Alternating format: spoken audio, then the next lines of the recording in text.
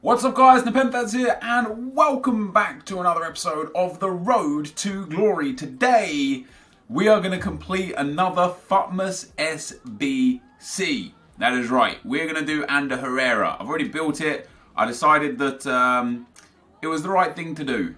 For me, it was just something that I wanted to do. I think this is the team we're going to use. So Alaba, Boateng and Goretzka, Eric Bailly, Valencia and the new Ander Herrera, and I'm still tempted to get Del Piero's prime icon card, but I'm not going to do that until we see or don't see any new prime icons on Thursday. So Benatia, Matuidi and Kimmich are going to be sitting out. Matuidi is going to go back on and become a super sub, and that means Fernandinho will go. Benatia, who's played a lot of games for me at 203 games, is no longer going to be part of the squad. And Kimmich, who is also got a lot of games, is going to head back onto the bench as well. He's going to pop on there. But Alexandro, I'm not going to sell him. I don't think it's going to be beneficial to sell him. We bought him at 115. He's currently at like 80 or so. So, you know, that like, unless I'm desperate for like 80,000 coins, I'm just going to keep him because Matuidi and Benatia are untradables. I never know when I'm going to go back to that triangle of Sandro, Matuidi and Benatia. You know, so we'll hold on to Alexandro for now, essentially, until we decide what we specifically want to do with him and as to whether or not we are going to need the coins or not. So this is going to be the team, and it's going to still go 4-1-2-1-2 in game. The reason why I'm happy to go to this team and why I've changed it a little bit is because Goretzka is a great right back, but I think he's going to be a better centre mid. You know, I see a lot of people use him in centre mid. We have hashtag Ryan. Is it hashtag Ryan? No, wait. Whose team was I looking at? I was looking at someone's team. And they have Goretzka in midfield, and they went 40 wins this weekend. I can't remember who. So Vieira's still going to be my CDM. We're going to have 6'2" high Goretzka with a 4-star weak foot on one side of the midfield, and we're going to have a 6 foot high Ander Herrera with a 4-star weak foot on the other side of midfield. And actually, if we compare the actual stats, Goretzka's considerably faster than Herrera, but they have the same shooting, the same defending, the same physical. And Herrera has a little bit better dribbling and a little bit better passing. So we're going to have an absolutely, like, just tanky midfield. 6'4" of Vieira, 2 6'2s. We're then going to have Rui Costa, 5'11", up in at cam. And I'm going to bring Pires on for a few games, like when I can for Rui Costa. But I'm actually tempted to go to this, except for the fact that it costs Ronaldo chemistry. I don't really care for Costa. And again, the reason being, like, he's played a hell of a lot of games for me. 556 games, 286 goals, 437 assists. And when you look at his attributes, his passing, his dribbling, his physical are exemplary, his pace is fantastic. Legitimately, that finishing is just a big issue. You know, it misses so many simple chances that everybody else puts away. So if we had Alessandrini at cam, when you look at his finishing, it's already 7 better with the base card, and then with the Maestro it goes up to, I believe, 97 or maybe 92. It's just better. He's faster, he's got similar dribbling, similar physicals. In fact, if you compare Alessandrini to Rui Costa, he's got more pace, more shooting, one less defending and a little less physical, which doesn't really matter. I think it's the... let's actually have a look at the pair of them side by side and take a view as to some differences. Now, obviously, one of the main differences is Alessandrini is left-footed, 4-star, high, medium, and Costa is right-footed, 4-star, medium. Alessandrini is a little bit shorter, but not to the point where it's much of an issue. And then when we look at the attribute details, you know, Alessandrini is faster. He's got worse positioning, but better finishing, better shot power, a little less long shots, and then volleys and penalties don't matter. When we look at passing, he's got considerably less vision, the same crossing, free kick accuracy doesn't matter.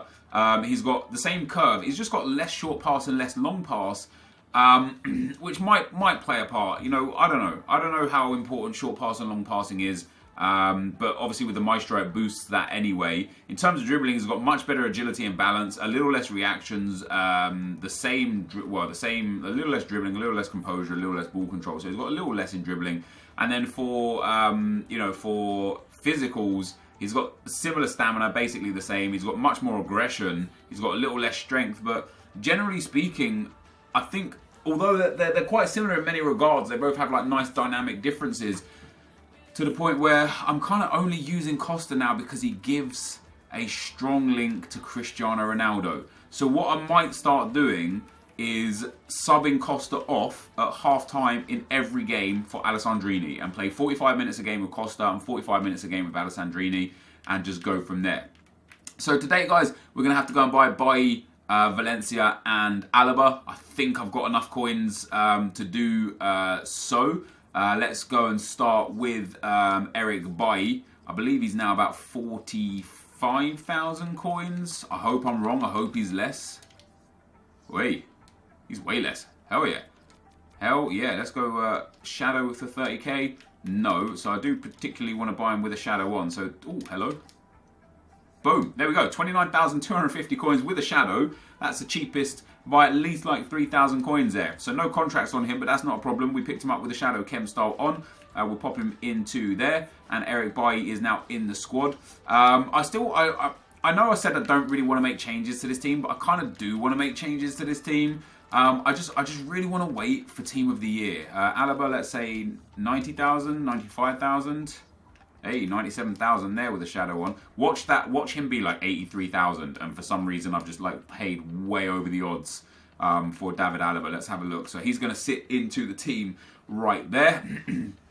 Let's have a look. So with a Shadow, I bought him for 97,000. So basically, if I can get him for 92,000 with no chem style, then I've overpaid, which I can't. So, oh, perfect. Like. Oh, that's great. Yeah, so it only cost me like 2,000 coins with the Shadow, which I'm happy with. And then we also want Antonio Valencia. So Antonio Valencia. We also want him with a Shadow Chem style, and I don't really want to be paying much more than about. If I could get Bailly for like 30,000, I would hope to be able to pick up Valencia for a very similar price. 30,000, 250, 31,000, 35,000. 36,000, 38,000, 40,000? Is it just no one run Shadow on Valencia? 43,000. Alright, let's have a look with, if we can get him for 38,000, we'll just go and buy a chem style. If I could have got him for, yeah, because like, I can buy a Shadow card for like, I could buy a Shadow card for a little bit cheaper than the difference between getting him without a Shadow on. So a Shadow card right now is about 4,000 coins. So we can get him for 39,000. It's about the same. I'm not going to lie. It's about the same. Like to get him with an anchor for 39,000 and then buying a Shadow to pop on.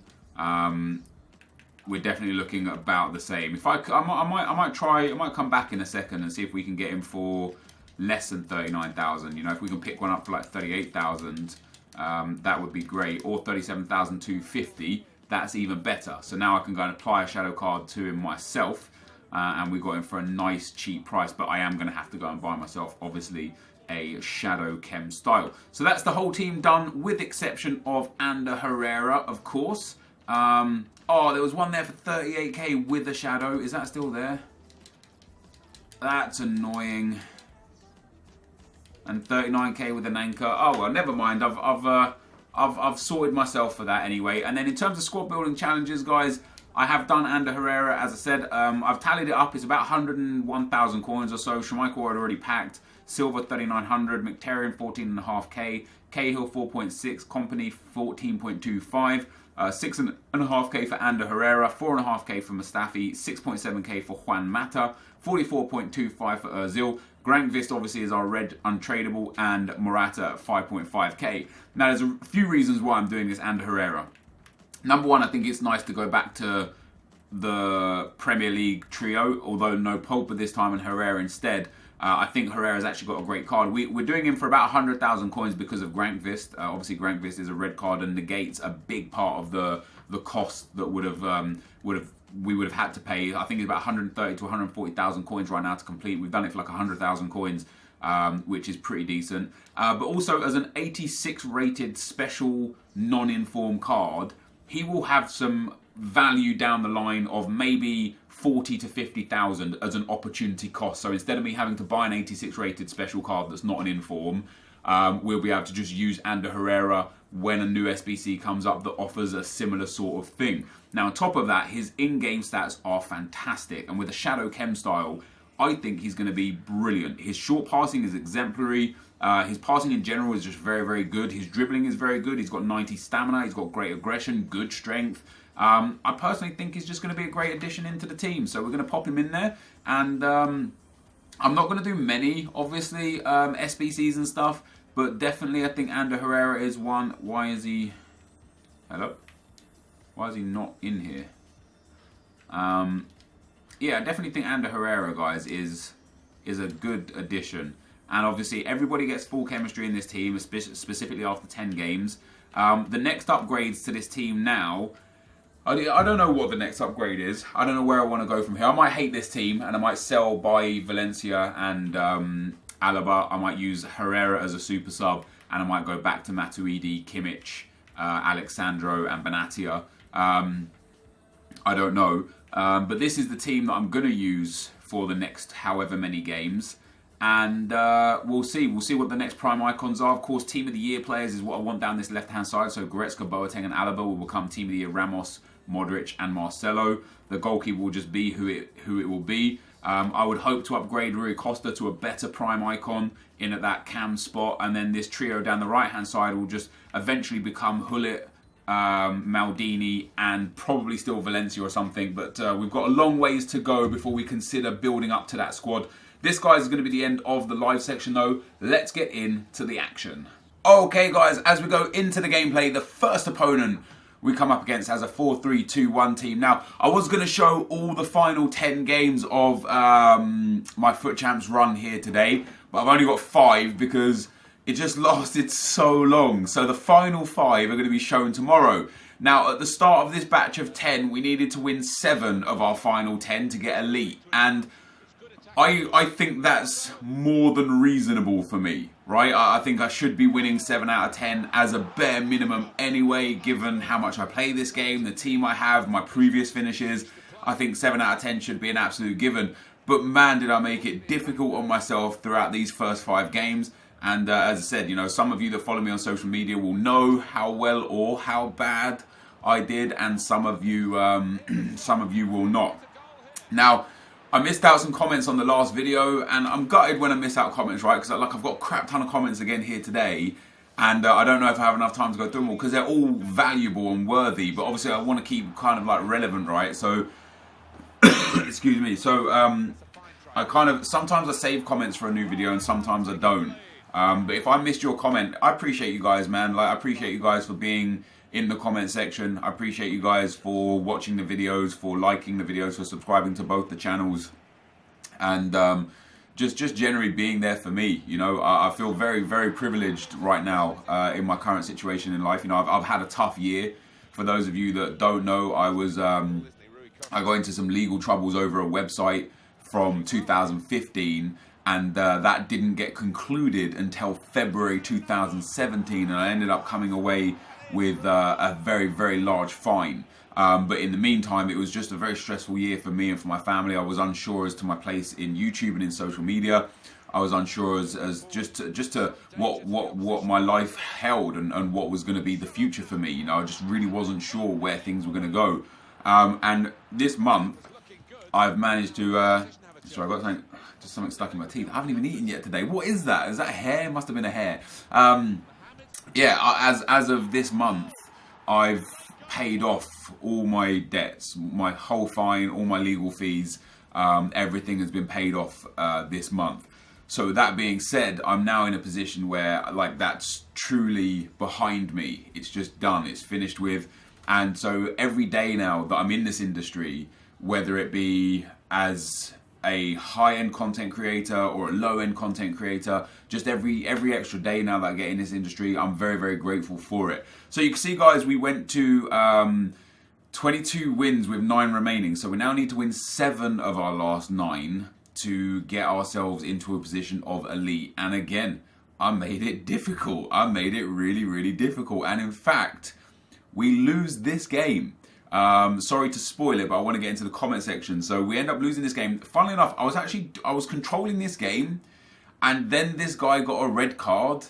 Whilst he was losing 3-2, he got a red card, and it was impossible after that for me to do anything. I don't know if I was playing different because he had 10 men and I just panicked, or I don't know if he just changed his style of play and was like, screw it, let's just go hell for leather, and it worked for him. But yeah, I went 3-2 up, I believe, anyway. I went 3-2 up, and after he got the red card, it was curtains for me, and I ended up losing like horrendously in extra time.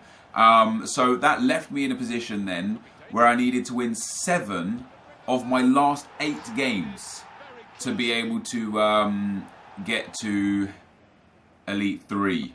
And after how well I've been doing this year, that's embarrassing, man. I knew I was playing bad FIFA this weekend, though. It's been a rough weekend for me. It's been a rough weekend for a lot of people.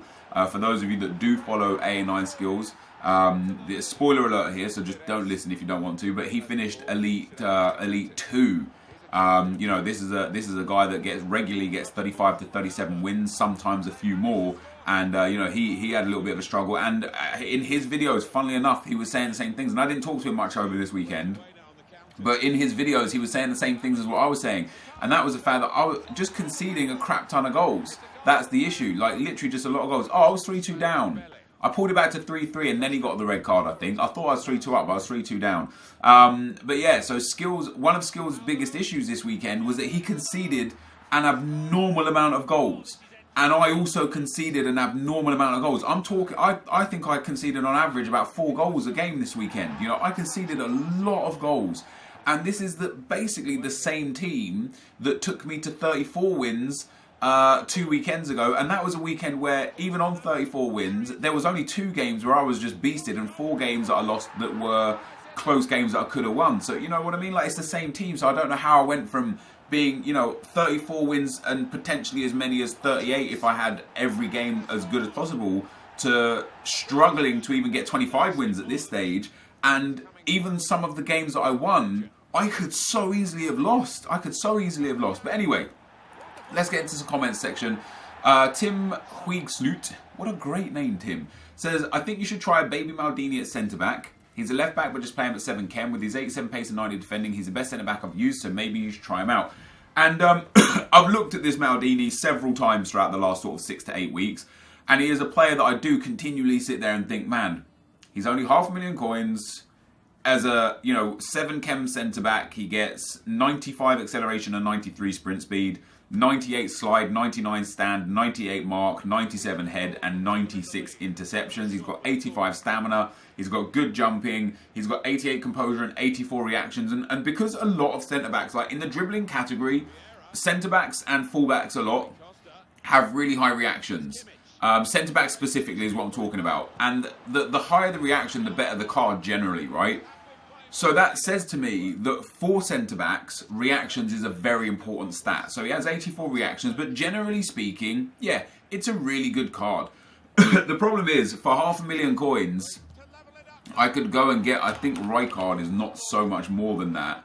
The 88 Rijkaard is 700,000 coins and would have 91 acceleration, 88 sprint speed, and then he's got better reactions, better ball control, I can't remember the composure, but great composure, better physicals and better defending stats. So if I'm buying a tradable centre-back, I would probably prefer to go and buy Frank Rijkaard instead of Paolo Maldini. But the reason why I'm not buying any right now is just because I've invested a lot of coins at the wrong time. And you know what I did? I didn't invest when I saw a great investment opportunity, and I got so angry with myself that I thought, let me just find something to invest in, and it was the wrong thing. You know, we've been through the situation with the Giulianos. I bought like 6 of them at about 45,000 coins. I could have sold them for like 53,000 coins, but I listed them at 55,000 coins, getting a bit too greedy. So I could have made, you know, 5-6k a card after tax. And now his price has plummeted. And now Fenerbahce are on break for like 3 or 4 weeks. So I have 2 choices with those Giulianos. I can sell them all at their current market price, which is about 33 to 34,000 coins, and take a 10,000, maybe even 12,000 coin after tax loss on every single card. So that'd be about a 60k loss. But I'll be putting about 180,000 coins of liquid coins back into my account that I can trade with. And then I also bought like Stindls, and I bought Welbecks and Oxlade-Chamberlains, and Stindl again. Stindl's got another game over the Christmas period with Borussia Mönchengladbach, but it's against Bayern Munich, so it's not like he's going to do much. But I bought him for like 22 and some up towards like 24,000 coins, and he's currently at like 22,000 coins. So I could get my coins back for him and maybe lose a little bit on tax. Welbecks and Oxlade-Chamberlains I will be able to make a few thousand coins profit on. But just generally speaking, I invested wrong. I wanted to use this month between now and Team of the Year to liquidate my coins and invest in things that I turn over regularly to make continuous profit. And I've just messed that up completely. So I think it's going to be smart for me to just to sell everything, get the coins back, and then reinvest on things that I thought were going to be good investments. And there were a few things that I thought were going to be good investments. For example, there were shadow cards 2 weeks ago, and I didn't invest in them. They were selling for 3,800 coins. You could snipe them at like 35 to 3,600. You could buy them quite regularly at 3,800, or you could buy as many as you wanted at 4,000 coins. There was just pages on pages of them at 4,000 coins. And I know that the Shadow Chem style always goes up to 5k when new promos are released. And I bought like 6 of them. And I was like, don't invest everything here just in case this is the time where they don't go down. But they always don't go up. And they always go up. And then literally the next day, they went extinct to 5k. And I could have invested, I could have bought 300, 400,000 coins worth at 4,000 coins and sold it all at 5,000 coins and made 25% on my investment. I could have made 125,000 coins or so on shadow cards immediately, and I didn't because I'm an idiot. And that's what sparked me to then be like, oh, let me look at everything else. And so the investments I've made are generally quite good, but again, I'm not taking the profit when it's there. For example, I bought the Giulianos at 45k.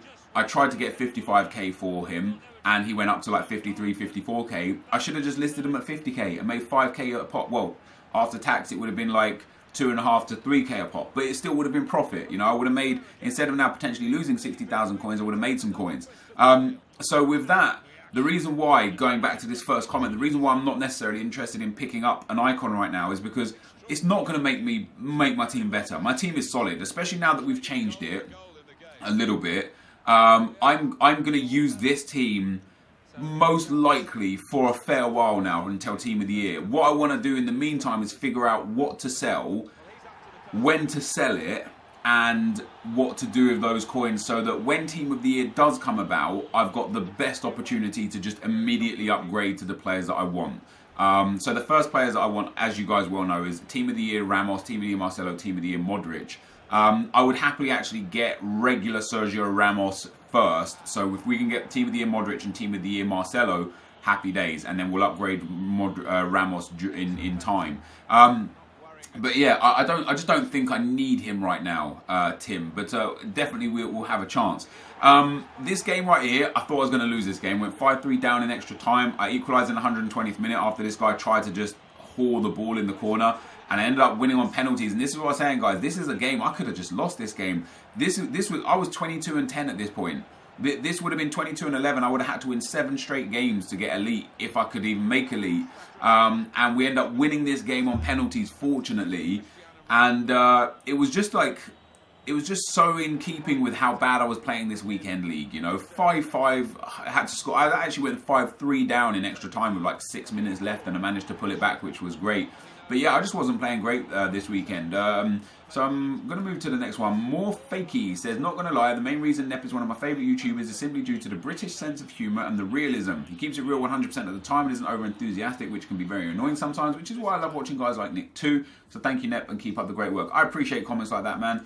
I could probably get more views in this industry if I overhyped myself, if I really took content to the extreme level of thumbnails and titles and like energy essentially, and each to their own. But I tried that in FIFA 15 when the game was dying, and or when YouTube and FIFA when FIFA on YouTube was dying, not the game was dying, but when FIFA on YouTube was dying during FIFA 15, I tried doing all that stuff, man. I tried doing real life videos and Q&As and like football videos, and it just wasn't me. I might take a lot less views now on my channels, and don't get me wrong, I'm still, as I said at the start of the, start of this gameplay, I'm privileged to be here. I know I get a lot of views in this community. I know a lot of people decide to watch me, and I'm very grateful for that. But I would rather take less views and produce content that I enjoy, and that's why I think that I don't mind the workload that I have right now, because, hey, again, woe is me, right? Oh my god, you have to play FIFA every day. But it's a lot of work. I put a lot of hours into this job, but because I'm actually making content that I enjoy making, and because I'm doing things that I enjoy doing, it lessens the burden of thinking, okay, here's another 16-hour day, and that's just the cold hard fact. But I appreciate the comment. Alex M says, do you ever think you might overthink FIFA? Sounds like you think too much about profit, etc., instead of enjoying the game and having fun, which will win you games. Good vid, keep up the good work.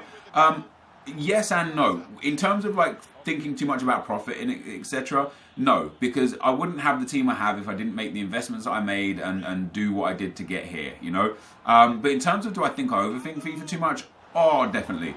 Especially like this weekend again, I was just thinking so hard. Instead of just letting my natural intuition take over to play the games for me, I was like really like analyzing to the nth degree every single little thing in every single little game, and it was just stupid, and it was costing me games. And again, look at this, another game where I've conceded 4 goals.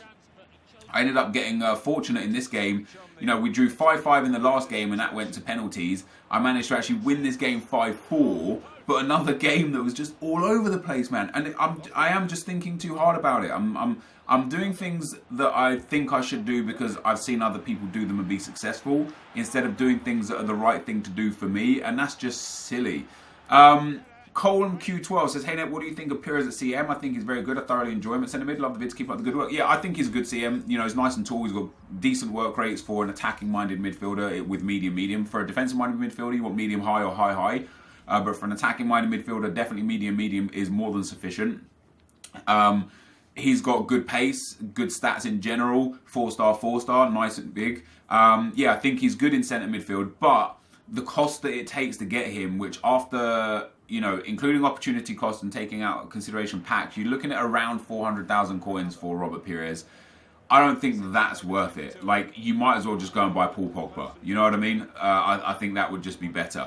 And I think that's true for a lot of the prime icons, man. Like, unless it's an elitist prime icon, the upgrade is good and looks good. And if you've got like a huge influx of coins, if you're a pay to win kind of guy, and I don't mean that in a bad way, but if you're the kind of person that likes to spend money on FIFA and puts FIFA points in and stuff, sure, go get all those funky cool cards, go get the prime icons and such. That's great. But yeah, I do think he's a good CM. I just personally, after using his loan card here, I'm not going to go and get his prime icon card. Devansh says, Nep, should I do FUTMAS Muriel or wait for FUTMAS Bakambu tomorrow? Can't decide. Don't do either. Strikers like that are literally a dime a dozen. Bakambu already has an inform, and the way they did the FUTMAS card with Nabry is going to show that Bakambu's card will just be the same as his first inform, probably a little bit different stats, but generally the same. So if you want that Bakambu, just go and buy his inform and then sell it when you're done. FUTMAS Muriel, in my opinion, is just far too expensive. Yeah, sure, he's fast, he's got 4-star, 4-star, but there's so many strikers like that out there that, again, are tradable, and you can sell when you're done with them. Don't waste your coins on these cards. Just generally speaking, these cards aren't great. They're not good value for money. I went for Herrera personally because he has a +2 upgrade. He fits into my team nicely, and I'll be able to negate a lot of the cost of him when I'm going to put him in a future SBC, undoubtedly. But yeah, I just think these cards are a rip-off. I'm not going to lie. I did one. No, well, some of them are a rip-off. I did the one because I thought it was good value for money. Can't remember who that was. It might have even been Serge Gnabry. But just generally speaking, these cards are not very good value for money. Brian says, do Del Piero, you won't regret it. I've teetered with Del Piero over and over. I can afford to do him. I can use Rui Costa to get him. I don't want him. He's not in my main team. He's not in my dream team. And what would happen is I would do him, and sure, I'm sure he would be great. But in a month's time, when Team of the Year comes out and such, and I change my team up dramatically, he has no place in my team, and he's such a high-rated prime icon that costs so much that I kind of think, well, damn, now I've got a player that I don't really want to use in an SBC for a better icon. So I might as well just keep Rui Costa and keep the coins and go for like a prime icon Hullet or a prime icon Ronaldinho or something when they come, someone that's actually going to get into my team and be there for the rest of FIFA. So I'd rather hold that up. Once again, I was unable to get through all the comments, which sucks. I would need 4 wins from my last 5 games to hit Elite 3. That's tragic, man. We'll find out tomorrow whether or not I got there. Thank you guys so much for your support. Thank you for watching again. If you could drop a thumbs up, I would appreciate it. And I will see you guys tomorrow. I'm out. Peace.